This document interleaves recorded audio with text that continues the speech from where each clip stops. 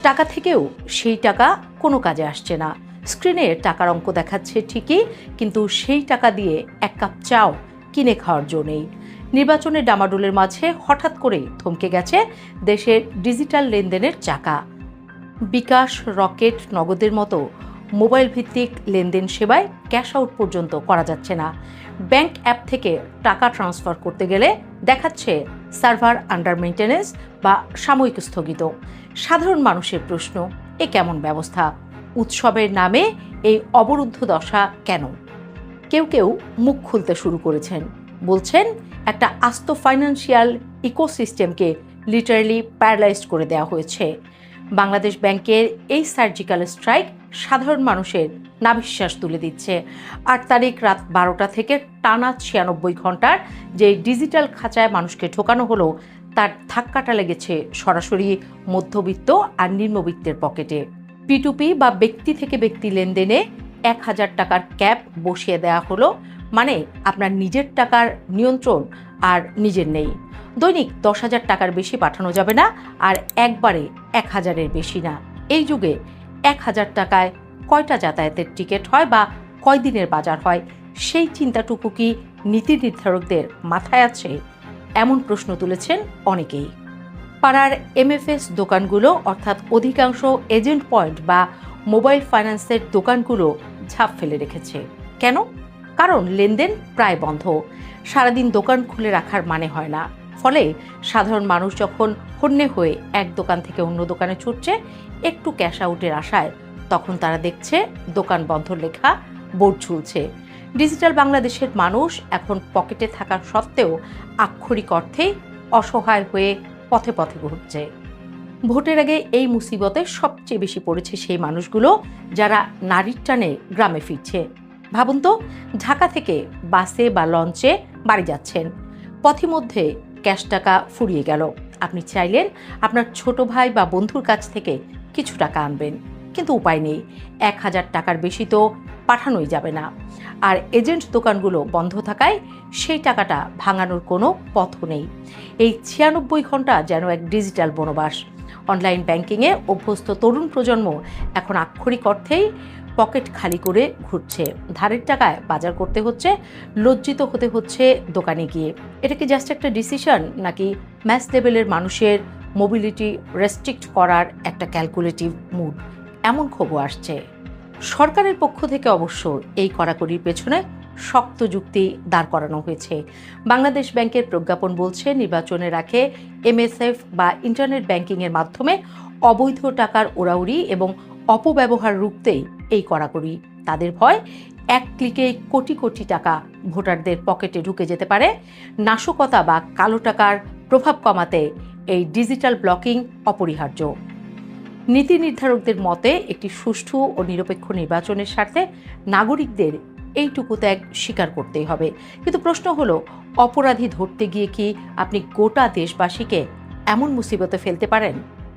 Banking খাতের বোদ্ধারা বলছেন, online banking বা MFS ব্যবহার করে ভোট কেনাবেচার ঝুঁকি উড়িয়ে দেওয়া যায় না। খুব সহজেই এমন নামহীন সিম বা ভুয়া অ্যাকাউন্ট ব্যবহার করে প্রান্তিক ভোটারদের কাছে টাকা পৌঁছে দেওয়া সম্ভব। এটাকে তারা ডিজিটাল ভোট পারচেজ বলছেন।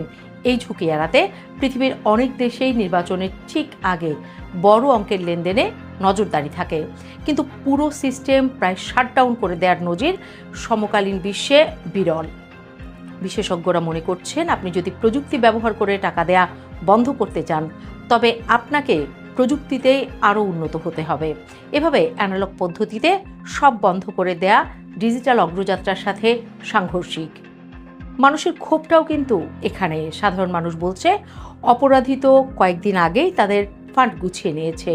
এই ডিজিটাল কারফিউ জাতাকলে পিষ্ট হচ্ছে কেবল সাধারণ দিনমজুর, ক্ষুদ্র ব্যবসায়ী আর মধ্যবিত্তরা।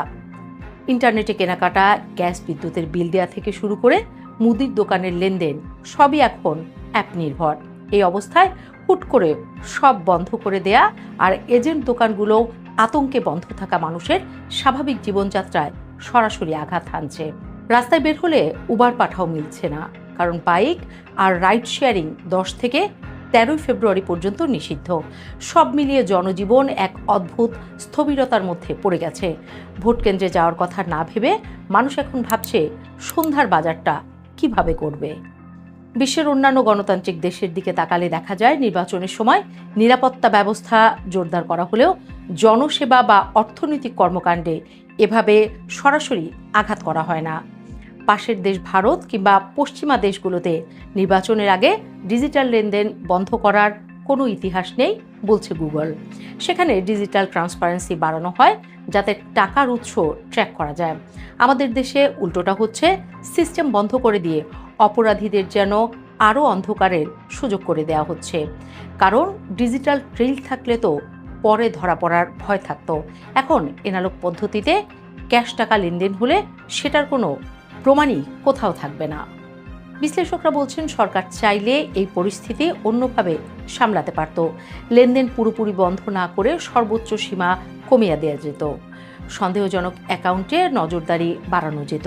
বিশেষ করে ব্যাংকগুলো এই কয়েকদিন 24 ঘন্টা সাইবার মনিটরিং সেল চালু রাখতে পারত। সাধারণ মানুষের ছোটখাটো লেনদেনগুলো সচল রেখে কেবল বড় বড় কর্পোরেট বা সন্দেহজনক ট্রানজ্যাকশন আটকে দেওয়াটাই হতো বুদ্ধিমানের কাজ। কিন্তু ঢালাওভাবে সব বন্ধ করে দিয়ে ভোটারদের এক প্রকার নিরুৎসাহিত করা হয়েছে।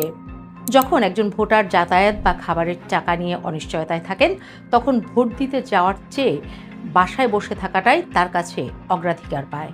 এদিকে ভোট কেন্দ্রের 400 মিটারের মধ্যে মোবাইল ফোন নট অ্যালাউড এমন সিদ্ধান্ত এসেছিল। এই সিদ্ধান্তে ওঠে প্রতিবাদের ঝড়। মানুষ বলা শুরু করে 21 শতকে দাঁড়িয়ে আপনারা কমিউনিকেশন ব্ল্যাকআউট ইম্পোজ করছেন। মোবাইল এখন লাক্সারিয়াস মেটেরিয়াল না, it's a tool for safety. সেন্টারের আশপাশে কোনো ইমার্জেন্সি সিচুয়েশন হলে মানুষ কমিউনিকেট করবে কিভাবে? নাকি সিটিজেন সেফটি আপনাদের কনসার্ন লিস্টেই নেই? যাই হোক, পরে সমালোচনার মুখে সেই হাস্যকর সিদ্ধান্ত কর্তৃপক্ষ প্রত্যাহার করতে বাধ্য হয়েছে। কিন্তু এই যে নিয়ন্ত্রণের মানসিকতা, এটাই মানুষের মনে ঢুকিয়ে দেয় সন্দেহটা। কেউ কেউ বলছেন নাগরিক সেবা বন্ধ করে ভোট হয় না, ওটা হয় প্রহসন। নির্বাচন আসে, নির্বাচন যায়, কিন্তু রাষ্ট্র যে কাঠামোর উপর দাঁড়িয়ে থাকে সেই অর্থনীতি আর প্রযুক্তির উপর এমন কুঠারাঘাত দীর্ঘমেয়াদী আস্থার সংকট তৈরি করে। মানুষ যদি মনে করে বিপদের সময় বা জরুরি প্রয়োজনে তাদের জমানো টাকা তারা ব্যাংক বা মোবাইল ওয়ালেট থেকে বের করতে পারবে না, তবে তারা ডিজিটাল ব্যাংকিং থেকে মুখ ফিরিয়ে নেবে। পকেট খালি রেখে মানুষের মন জয় করা যায় না। আদতে এই ডিজিটাল কারফিউ ভোটারদের বুথ পর্যন্ত নিতে নয়, উল্টো বুথ থেকে দূরে সরিয়ে দেওয়ার এক আয়োজন হয়ে দাঁড়াতে পারে